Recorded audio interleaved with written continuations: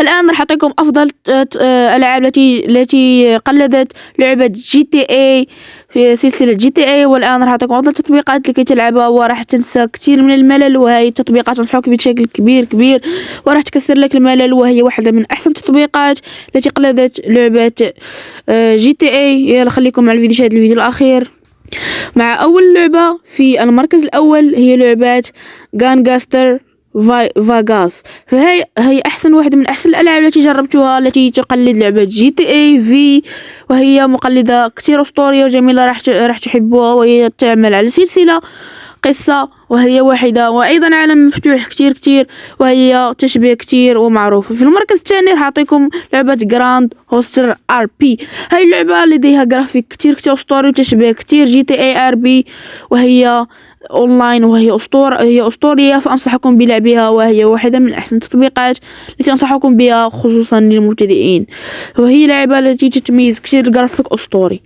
والان راح اعطيكم في المركز الثالث لعبه انديا بريك درايفنج 3 دي. فهذه اللعبه واحده من احسن الالعاب التي قلدت سلسله جراند، وهي معروفه كثير، وهي مضحكه في نفس الوقت، وعالم مفتوح اسطوري كثير، ولديها كودات جميله اسطوريه التي تتميز بكثير من كثير من المميزات التي تشبه جي تي اي. في المركز الرابع عندنا لعبه بلاك كريم مافيا. فهاي اللعبة أنصحك كثير أسطورية وجميلة مضحكة كثير، راح تحبوها، وهي أونلاين، يعني هي لعبة أونلاين وبالإنترنت، فراح تعجبكم هاي اللعبة بشكل كبير على، يعني راح تعجبكم. في المركز الخامس لنا أونلاين 157. هاي اللعبة أنصحكم بها كثير، وأعطاها واحدة من أحسن التطبيقات اللي قلدت سلسلة جراند. فهي اللعبة تلعب على أونلاين، يعني مع الأصدقاء، ممكن تلعب مع أي صديق بدك، وهي كثير تشبه لعبة جي تي اي، وهي ممكن تقولها جي تي اي المقلدة من غير جرافيك التي لديها قليل. ففي المركز السادس هي غارينا فري سيتي.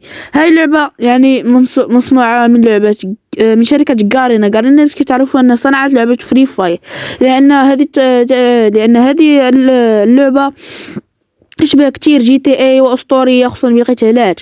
في المركز السابع عندنا لعبة بريم كرايم. هاي اللعبة تتميز بجرافيك أسطوري جدا، جرافيك خيالي وممتاز، التي يخليك أن تلعب هاي اللعبة بشكل كبير. فأنا أنصحك بهاي اللعبة التي هي تشبه، ممكن تقولوا يعني جي تي اي الأصلية تقريبا. هاي اللعبة أسطورية. والآن عندكم لعبة فيكس سيتي. فهاي اللعبة واحد من أحسن التطبيقات التي يمكنك أن تختار أن تريد يعني رجل عصابة، تختار يعني مهنتك وظيفتك، مثلا شرطة، طبيب، أي شيء. فهي اللعبة كتير أسطورية، حياة واقعية جميلة جدا،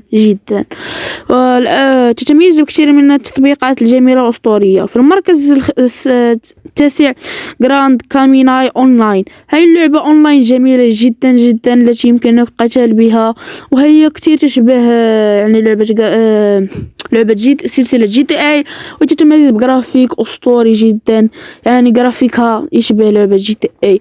في المركز السابع، هذه أعتقد أنها أحسن لعبة في تاريخ الموبايلات التي تشبه لعبة جراند، وهي وان ستيت ار بي. هاي اللعبة أسطورية جدا، وأعتقد أنها أحسن لعبة التي قلدت سلسلة جي تي اي.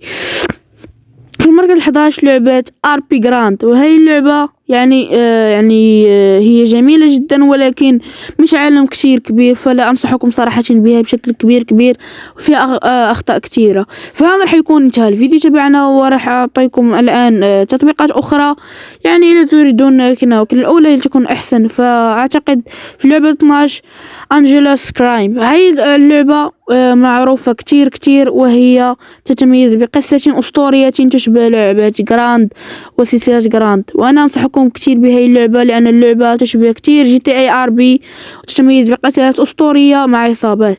في المركز 11 لعبة كودومار كرايم. هاي اللعبة أسطورية جدا، التي فيها عالم مفتوح كبير، ممكن التجول فيه وعمل فيه كل الأشياء تقريبا، والتشغل وعمل أشياء وسرق وسرقة السيارات. فهاي اللعبة أنصحك بها بشكل كبير. في المركز 14 لعبة كامل إز دو. هاي اللعبة يعني نفس سلسلة جراند، في انه اسطوري، يتجمع بجرافيك اسطوري جدا جدا. فانا انصحك تقريبا بهذه اللعبه، واحده من احسن التطبيقات التي قلدت لعبه جراند، ولانها يعني لعبه جميله. ثم كاين 15 لعبه انارتا، هي لعبه جديدة في عالم مفتوح كتير أسطوري، بقتالات أسطورية وبأشياء جميلة ويعني تنفع، ولعبة مقبولة بكل أشكالها، ولعبة لديها قصة جميلة وألعاب كثير أسطورية وجميلة. فلهذا أنصحك تقريبا بهذه الألعاب. فالألعاب راح يكونوا واحدة من أحسن الألعاب التي يمكنك تلعبها، راح تنسى شيء اسمه الملل. فالألعاب شيء أسطوري جدا جدا وممتاز، خصوصا للناس التي تريد تلعب جراند مع لعبة جراند.